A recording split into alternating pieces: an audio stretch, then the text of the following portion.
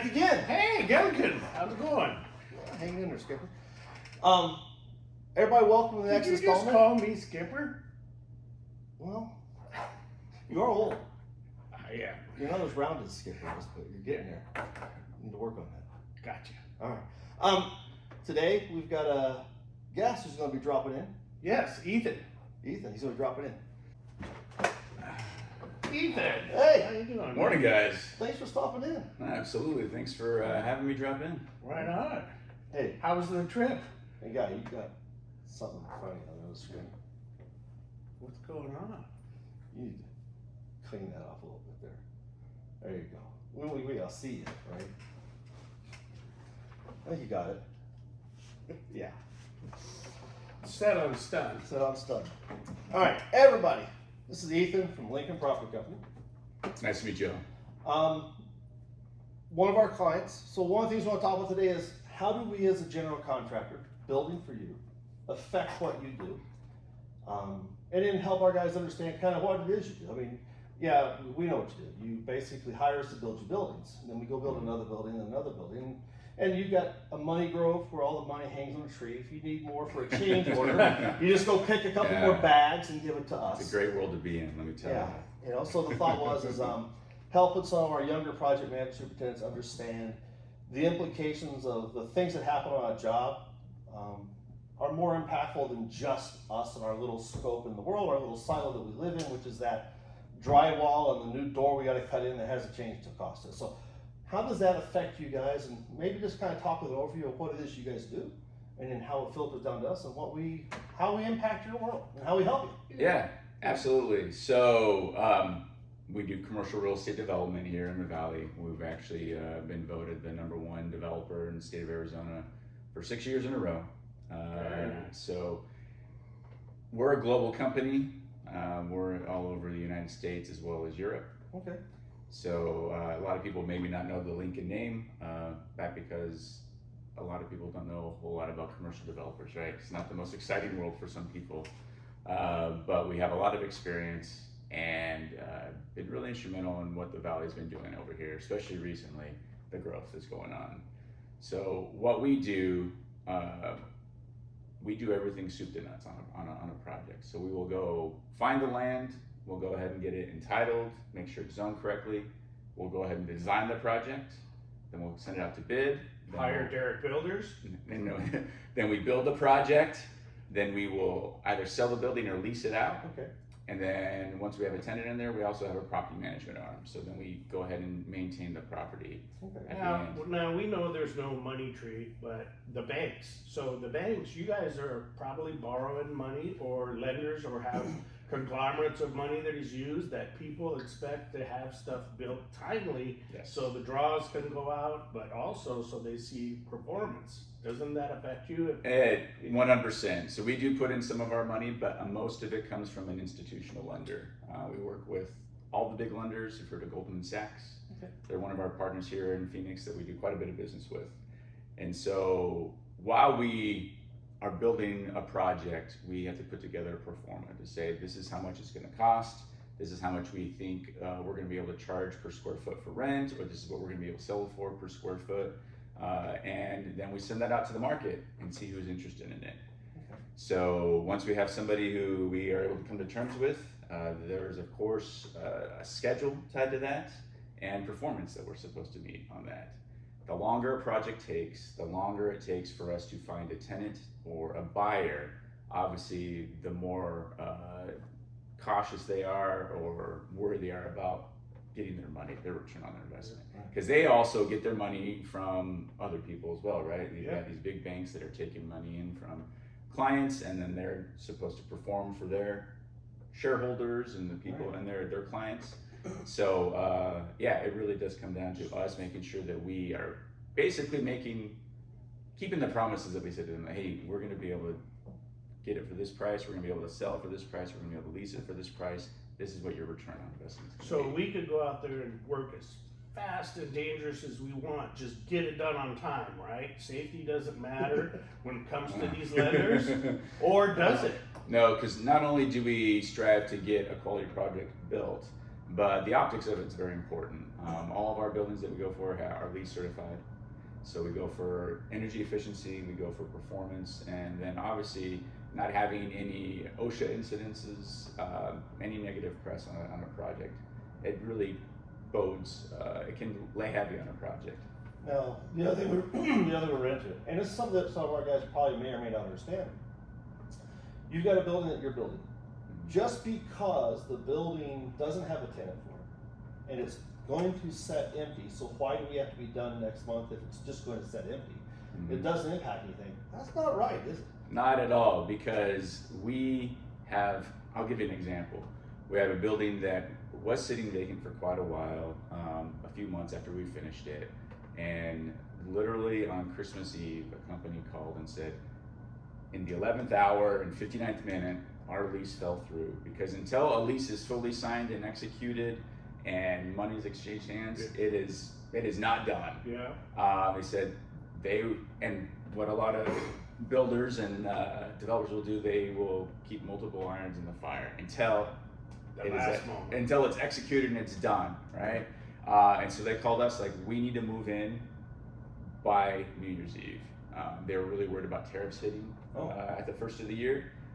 Our building was ready and available, and literally on the day after Christmas, they had forklifts showing up, they had trailers showing up, and they were starting offloading. So the key is having something ready to go. Just sometimes the greatest ability is availability, as they say, and that's exactly how it is in the real estate world. I had a developer one time tell me, and I don't know if it was you guys or maybe Doug himself, said, being a developer is almost like a grocery store or a store.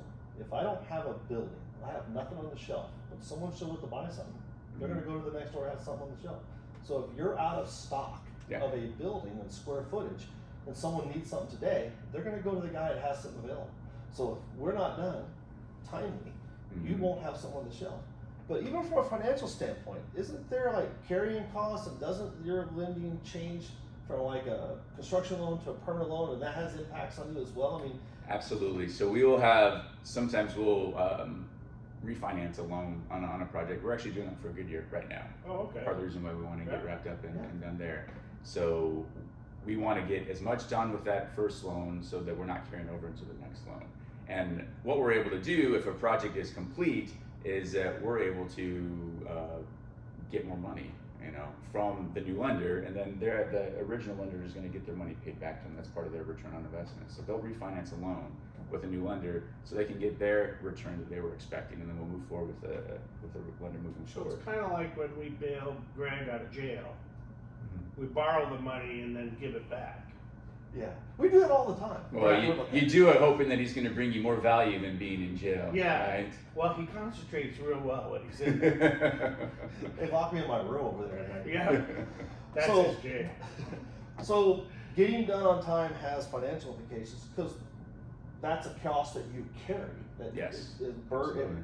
basically, it's like every day we're not done costs you more money, makes that job more expensive. Even though our contract value doesn't go up, and we're spending money on GCs to be there, it impacts you financially as well. Absolutely. So getting done on time helps everybody.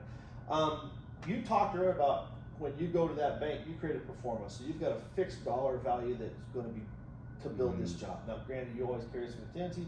We carry a little bit ourselves. During the course of that job, when things come up, if we're not proactive in solving problems and finding ways to control costs, whether through avoiding costs, like avoiding a change order, or finding something and find a way to get around creatively to keep those costs down, that impacts your performance.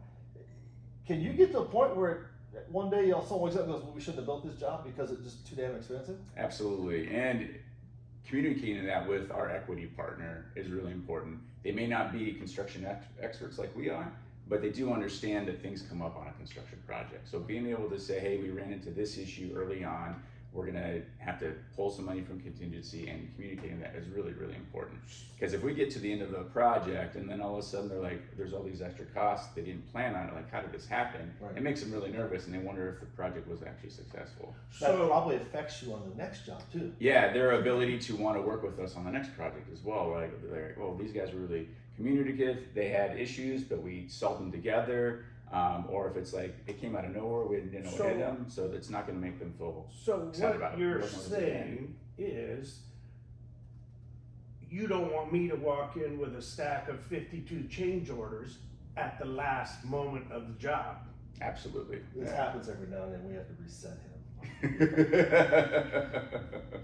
So early on, moment we know there's a problem, let you know about it, let you communicate to the bank and your financial partners, hey, there's an issue. So the sooner we know about, sooner notify you guys, allows everybody to start reacting to it appropriately and dealing with that. It gets, Potential cost up front, yeah. well, I can see where that would impact the confidence that your money partner has in you guys. Well, and then we've also found in our regional partner, Dave McCrimwoody, who's been building here in the Valley for so long, really, really successful. He has a line when talking with our equity partners and as our team members, like if you don't bring a problem to the team, then it's just a you problem. Right. If you bring it to the team, then it's our problem. And I like actually solving those problems and walking it through with our equity partners and our general contractors and the city, it really creates the relationships that we want. Because we're not just a fly-by-night developer. We want to get it built as cheaply and quickly and get out of there and, at whatever, the quality or the relationship, right? We want to make sure that we are building these long-term relationships with people because we all live here, we work here, we have a vested interest in the growth of the valley and the product that we put out there. Notice that you care about the people too, Ethan. You guys are a top-notch developer, fun to work with. Serious when you need to be, but you guys don't mind cutting up and having a good time. No, our development team is, we're definitely the loudest team in the office. People are constantly closing the doors because we're out there talking and laughing and we bring a lot of life to the office. From a pre-con standpoint, up front, when you start putting a project together, that's the other thing we run into. And because the guys will hear me talk about, hey, we're talking about this project with somebody. And 6 months later, we're still talking about their project. Yeah. A project from the inception, when you say, hey, I found a piece of dirt, take us through what that looks like. I mean, you made some comments earlier about a couple tasks. You could be 6 to 12 months before you even break ground. It can be 2 years sometimes, 2 years. yeah. So really when we find a piece of land that we really like, that's when we start figuring out what the land price could be, and we build that into Performa. We have Anthony Villarreal, who's in our office, who comes from the architecture world, who he does so many site plans, and we figure out how many square foot we can get under roof, how many parking spaces, whatever that is, and then that really dictates what we were willing to pay for the land, right? So once we get that, and if we do have to get it rezoned and entitled, like that could be a pretty long process as well. You're entitled. Yeah. I've got guys entitled to a couple I've been things. I've been entitled a while. You're probably looking at accessibility for freeways as well when you're buying Absolutely. land. Yeah, depending on the product that we're building. Right now we're heavy in industrial because there's a Yeah. lot of need for that. Yeah, our proximity to all the freeways, Proximity. You hear the big words. Yeah. These are big words. is hugely important, and that'll make or break a project being bought by a certain company. wow. If we're just a little bit closer, or our flow for trucks getting into our property is just a little bit better than a competing property, that could be the thing that puts us over the top for sure. So when you say entitlements, what are you looking for there? What is that for the guys? What does that mean when you say we go through entitlements?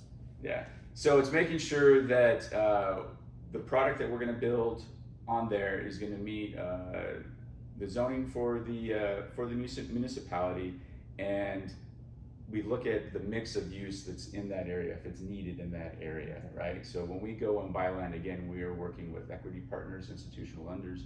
We want to make sure that what we're saying that we're going to build is what the market needs right now and what's zoned for there in the city, and that we'll be able to get it platted and get it laid out and know where all of our easements are and how we're going to get all of our utilities. It's a pretty big process to make sure that we'll have all the services to the property that will be able to service whatever we're building. We talked about safety in general. We all know that's important. One of the biggest things when we're building out.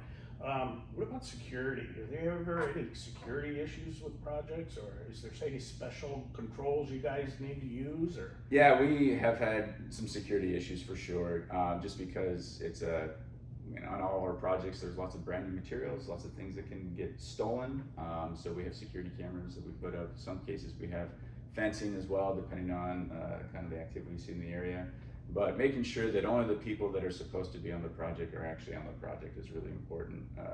So for safety reasons, but also for security reasons. Yeah, we feel the same way, and we've actually had badges that we made. Remember the little red dot, different color dots that flash at the big job we were doing, and it was good because it's important to protect your assets, because really they're our assets too as we're building them for you.